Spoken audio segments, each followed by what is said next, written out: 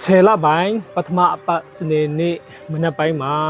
ထိုးတက်သွားတဲ့ကျွန်တော်တို့ One Championship ရဲ့တကယ်ဂုဏ်သိက္ခာရှိတဲ့ဂုဏ်သိက္ခာမြင့်မားတဲ့အောင်လအန်ဆန်းထိုးသွားတဲ့ပွဲကိုကျွန်တော်အားလုံးပဲမြင်တွေ့ခဲ့ပြီးဖြစ်ပါတယ်ဆိုတော့ဒီပွဲလည်းတကယ်ပဲကြည့်ရတာကျွန်တော်တို့တန်ပါတယ်နောက်ပြီးတော့သူ့ရဲ့နောက်ဆုံးပွဲကိုအောင်မြင်မှုနဲ့အဆုံးတတ်သွားတဲ့အရာကိုလည်းတွေ့ရပါတယ်ဒါပေမဲ့အဲ့ဒီအကြောင်းကိုအဓိကပြောချင်တာမဟုတ်ပါဘူးဆိုတော့မကြည့်လိုက်ပါကျွန်တော်တို့ပွဲပြီးတဲ့နောက်မှာဒီနေ့ဖခင်တယောက်ရဲ့မေတ္တာအကြောင်းကိုကျွန်တော်တွေ့ရမှာပဲဖြစ်ပါတယ်ဆိုတော့အရန်ကိုလေးစားဆရာကောင်းတယ်တခါတလေကျွန်တော်မေ့နေတတ်တာကမိခင်တွေကိုပို့ပြီးတော့ကျွန်တော်အလေးထားပြီးလှုပ်ဆောင်ပေးလေးရှိတယ်အမျိုးမျိုးအခမ်းအနားအမျိုးမျိုးပေါ့နော်ကျွန်တော်တို့ပို့ပြီးတော့ချစ်ချင်းမေတ္တာကိုပုံဖော်ပြတာတဲ့အစီအစဉ်တွေအလုပ်တွေပို့ပြီးတော့မြင်ရမှာဖြစ်ပါတယ်ဒါပေမဲ့ကျွန်တော်မေ့ထားလို့မရတာကဖခင်တွေရဲ့ချစ်ချင်းမေတ္တာကိုလုံးဝမေ့ထားလို့မရပါဘူးဘာလို့ဆိုတော့ဖခင်ဆိုတာကသူ့ရဲ့ချစ်ချင်းမေတ္တာကိုအများသောအားဖြင့်ယောက်ျားလေးတွေကမဖော်ပြတတ်ဘူးပေါ်လွင်အောင်မထုတ်ဖော်တတ်ဘူးဒါပေမဲ့ယင်ထဲမှာအသေးထဲမှာမိသားစုအားလုံးသူ့ရဲ့အိမ်ထောင်မှာရှိတဲ့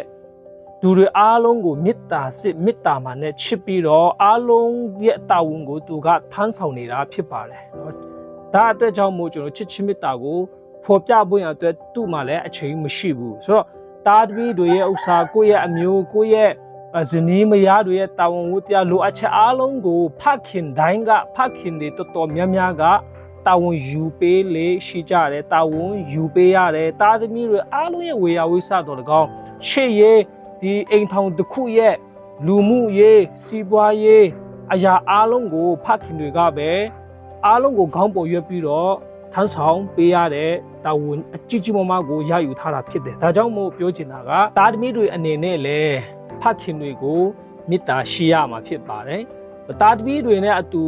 အချိန်မယူနိုင်ပေမဲ့လည်းတာသမီတွေအနေနဲ့မိခင်ကိုချစ်တဲ့ကဲ့သို့ဖခင်တွေကိုလည်းချစ်ချင်းမေတ္တာရှိရမယ်အမေကိုပဲချစ်တာမှုပဲနဲ့အဖေကိုလည်းချစ်ပါအဖေတွေဆိုတာကချစ်ချင်းမေတ္တာကိုပုံဖော်မပြတတ်ဘူးမထုတ်ဖော်တတ်ပေမဲ့လည်းယင်ထဲမှာတော့တာသမီတွေကိုချစ်တယ်ချစ်လို့ပဲ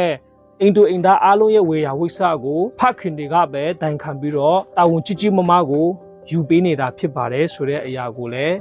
မမေ့ထားဖို့ရန်ဖခင်တွေကိုချစ်ပြဖို့ဖခင်တွေကိုချစ်ကြောင်တက်တည်ပြဖို့မမေ့ဖို့ရန်အတွက်ခွန်အားပေးလို့ခြင်းပဲဖြစ်ပါတယ်ကျေးဇူးတင်ပါတယ်